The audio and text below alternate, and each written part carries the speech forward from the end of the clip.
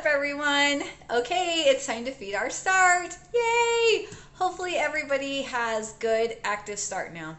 But it is time to make sure that it is very active for tonight. So here's my start. I do not like to keep a ton of start. I don't want to feed a lot of start. This is about as much as I keep week to week. And you can tell this mason jar looks kind of crusty and gross. So I'm going to get a new one. But if you look inside, not a ton of bubbles happening right now. It's a week old. It's been sitting in my fridge. So it's ready to be fed.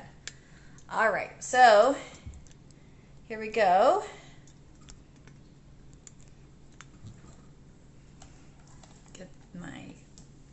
Get it all set up. Okay, I've got a glass jar. I'm going to get a fresh new one. And I'm putting on my scale. I love to use glass jars because I can really see how bubbly and happy our start is. Okay, make sure it's on 0. So sometimes you have to press Terry. Sometimes you have to press unit. Every scale is a little bit different, but make sure that you see a G. Okay, so this is zeroed out. And now I'm going to weigh my start and see how much start I have.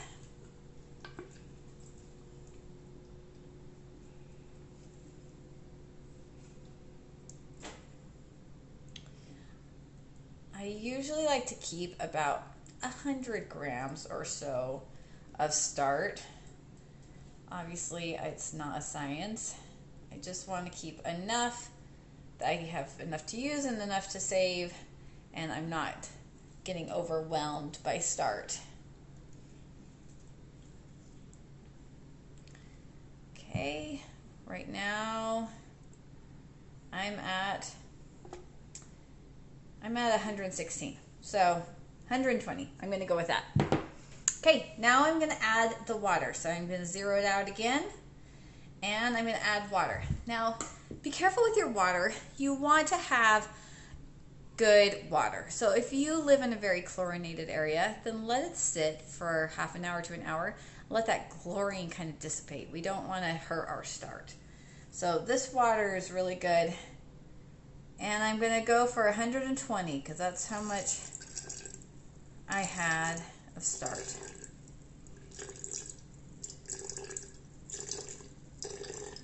Okay, 120. And then I like to mix the start and the water first because it's just a little easier before we add the flour to break up that start. And now I'm going to go for 120 grams of flour. So I know a lot of you want to start working with all-purpose flour. We recommend in the beginning, especially with your start, to use all-purpose flour just because you're getting to know your start and you want to see the bubbles. The wheat flour will work, and we'll teach you how to do it as it goes on.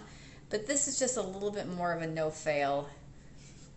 A little easier. Oh, I'm making a big mess. This is not the cleanest hobby. This is why it's really important to use a scale, because flour weighs a lot less than water, and you have to use, it's hard to know unless you use a scale. Okay, I'm at 100. I'm going for 120. Wow, I'm really making a mess.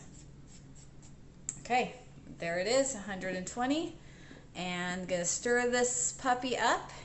Okay, so I have 120. So I'm going to have about 400 grams of start. And that's perfect for tonight because I need 200 grams for tonight's mixing the dough. So I'm going to stir this up and I'm going to leave this on the counter. Then tonight we're going to be having you guys mix your first loaves of dough. And it's almost the same ingredients except salt is the only thing extra that we're going to have. Just flour, water, and start. So I don't want this to get bugs in it. I don't want it to dry out. So I'm either going to put a plastic top and screw it on very gently, or I will just put this little plastic covering over it because it's going to become alive. You don't want to make a bomb in there. So you want to keep it kind of covered lightly.